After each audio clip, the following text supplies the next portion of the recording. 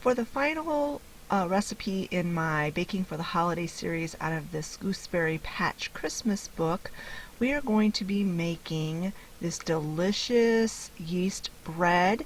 It's called snowflake bread, and that's basically because of the snowflake pattern that you cut in the top of the bread before you bake it. And so the ingredients you're going to need for this bread is yeast, milk, butter, honey, flour, 2 eggs, vanilla, which is a little bit different for a yeast bread that's not sweet, and crushed anise seed, and of course some salt. And you're going to need a 1/4 of a cup of warm water, and you want to put the yeast into the warm water and let it just set for a little bit and proof. It just makes the bread better, give that yeast a chance to do its thing. And while that yeast is proofing, you're going to get your other ingredients ready, and one of those things you want to do is crush 1½ teaspoons of anise seed.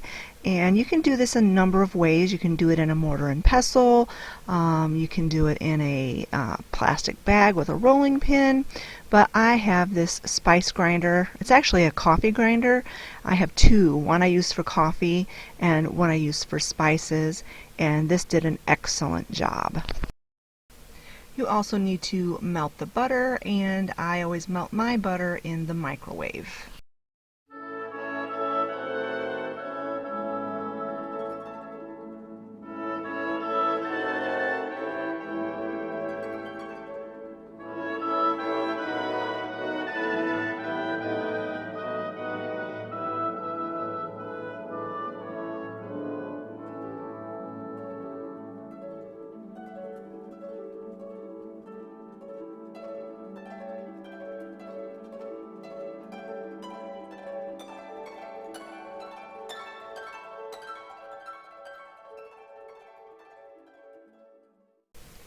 Into a mixing bowl, you're going to combine the milk, the melted butter, and the honey.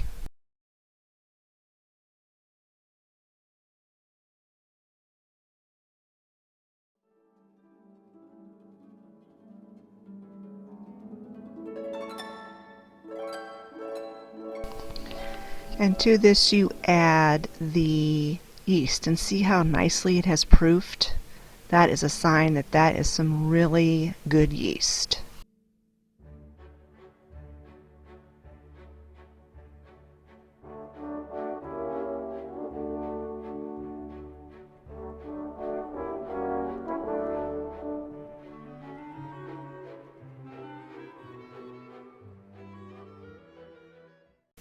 And then you add 2 cups of flour, the eggs, the vanilla, the ground anise seed, and the salt.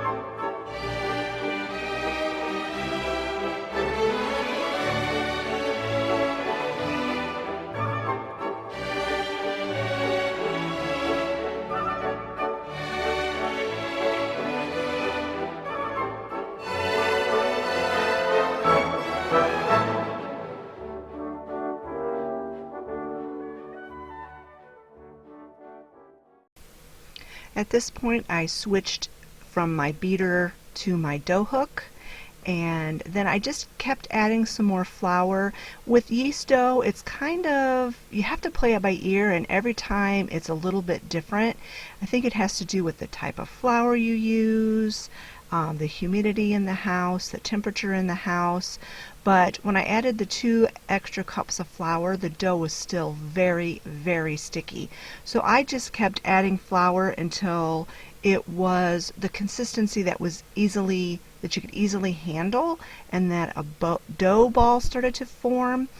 And then I just let it knead in the machine for 5 minutes.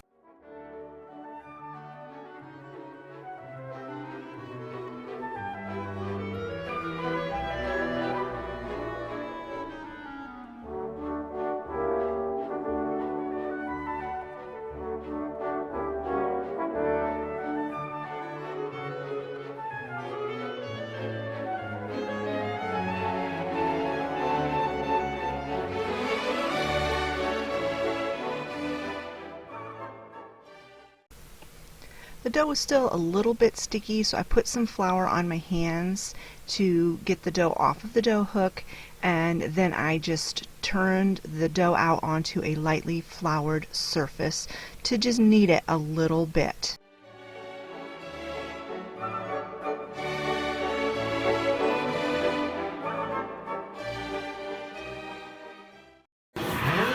This dough is nice. Nice. Feels like soft as a baby's butt.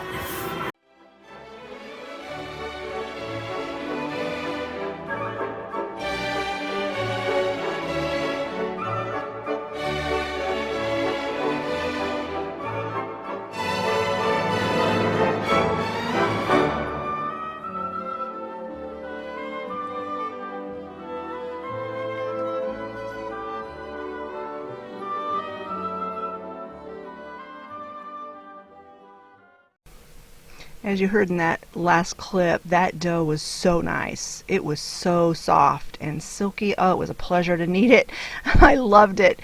But anyway, once you've got it kneaded, you put it in a greased bowl. You cover it with either a damp cloth, or I use parchment, and you put it in a warm place to rise until it is double in size.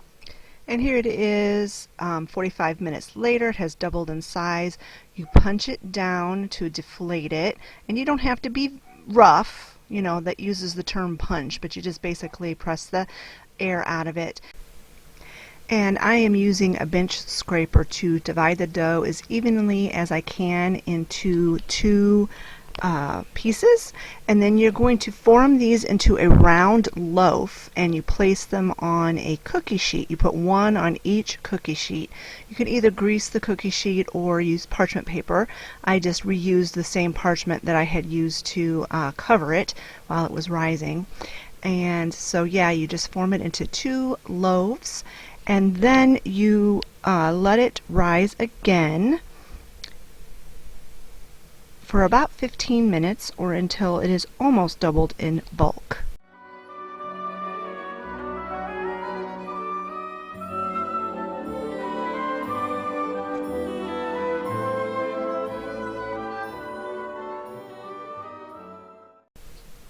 Once it has rested for about 15 minutes and has kind of doubled in size again, you are going to want to take a sharp knife, or if you have they make scoring tools, I think it's what they're called, specifically for yeast dough to make designs and cuts in. I don't have any of that, so I just used a sharp knife, and you want to cut a snowflake design in the top of each loaf. That's what gives this bread its name. I am not at all an artist, but I just did the best I could, and it was pretty rustic looking when I got done with it. But I just did the best I could to make a snowflake pattern in the top of each loaf.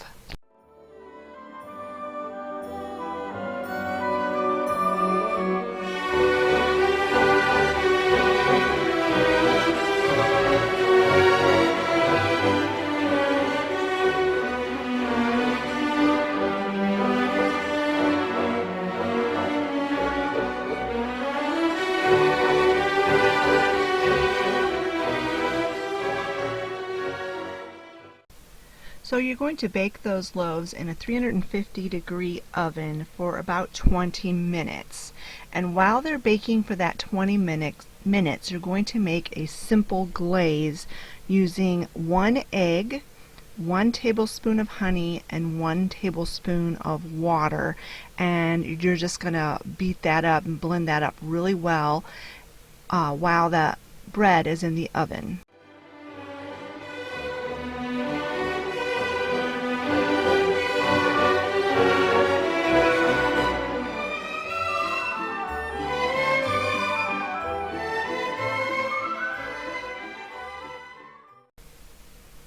After the bread has been in the oven for about 20 minutes, you pull it out and then you brush it with that glaze, and then you stick it back in the oven for about 5 to 10 minutes until it is golden brown.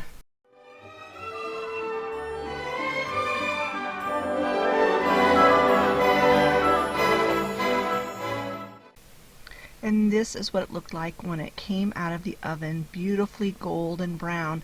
For some reason, one of the loaves split where I sliced it, where I made the design. I don't know if I cut it too deep or what happened, but we had a yummy soup for dinner that night, and so I decided to go ahead and cut the loaf that had already split to go with our dinner, and it was absolutely delicious.